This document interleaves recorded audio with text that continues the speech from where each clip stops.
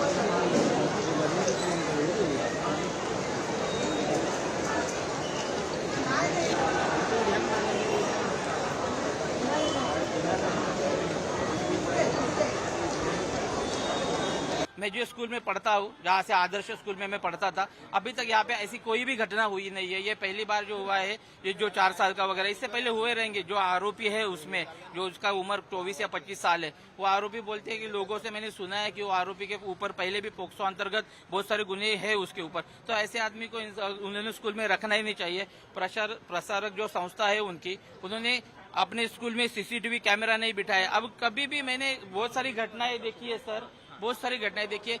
सब कुछ होने के बाद इनको याद आता है सीसीटीवी बिठाओ। ऐसा क्यों?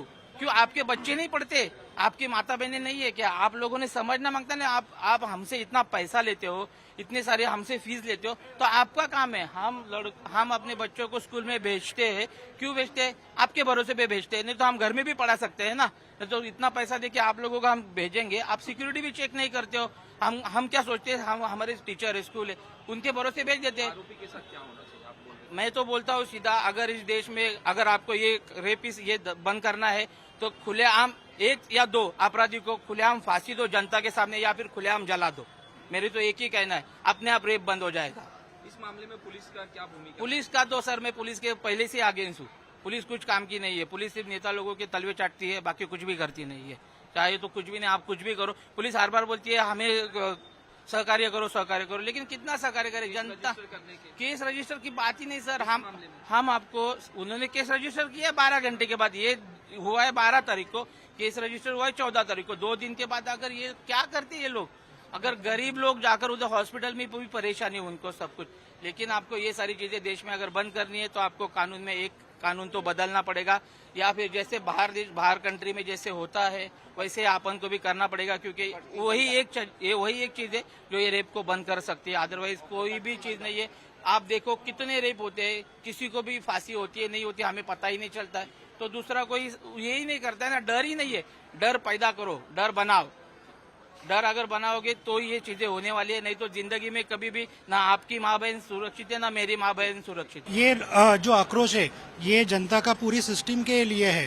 पुलिस प्रशासन है, हॉस्पिटल है, और उसके बाद अभी भी जो चल रहा है, जो आंदोलन कर रहे हैं उनके ऊपर जो जोर जबरदस्ती चल रही है वो भी सही नहीं है। तो ये पूरा सिस्टम है, उसके लिए जनता भी रेलवे ट्रैक पे आई है। अगर आप देखोगे कि कोई भी नेता, कोई भी आमदार खासदार यहाँ पे आया नहीं है कि आप आके बात करो लोगों से, क्या है इसका मसला, कैसे हम लोग निकालेंगे। But nobody is taking initiative. तो ये बढ़ता जाएगा अगर कोई इंटरफेयर नहीं करेगा। और पब्लिक बहुत परेशान हो गई है। ये पूरे सिस्टम के अगेंस्ट हमारी जंग है, और हम लोग जब तक इसका प्रॉपर सोल्यूशन नहीं निकलता हम लोग यहाँ से हटेंगे।